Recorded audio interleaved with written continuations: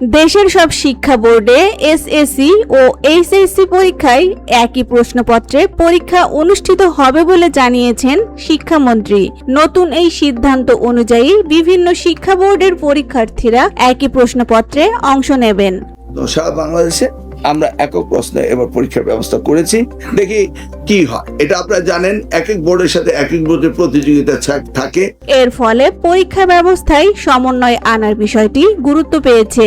SSC ও HSC দেশের সবচেয়ে গুরুত্বপূর্ণ দুটি পাবলিক পরীক্ষা, তাই প্রশ্নপত্র সংক্রান্ত যে কোনো পরিবর্তন শিক্ষার্থী, অভিভাবক এবং শিক্ষা সংশ্লিষ্টদের জন্য গুরুত্বপূর্ণ বিষয় হিসেবে বিবেচিত হচ্ছে।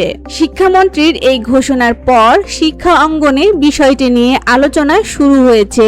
কোনো বোর্ডের কোশ্চেন অনেক বেশি ইজি হতো, কোনো বোর্ডের কোশ্চেন অনেক বেশি হার্ড হতো, দিয়ে স্টুডেন্টদের ভিতরে ঝামেলা হতো। একই প্রশ্নপত্রে পরীক্ষা আয়োজনের মাধ্যমে মূল্যায়ন পদ্ধতিতে কি ধরনের প্রভাব পড়বে তা নিয়েও আগ্রহ দেখা যাচ্ছে। যদিও সব বোর্ডে একই প্রশ্ন হয়, যদি আমরা প্রশ্নগুলো সলিউশন করতে যাই তাহলে হয়তো আমাদের মেধা বা নলেজে অনেক ক্যাচ করতে পারবো। বর্তমানে ঘোষিত সিদ্ধান্ত অনুযায়ী ভবিষ্যতে সব শিক্ষা বোর্ডে একই প্রশ্নপত্রে এসএসসি ও এইচএসসি পরীক্ষা নেওয়ার প্রস্তুতি এগিয়ে নেওয়া হবে।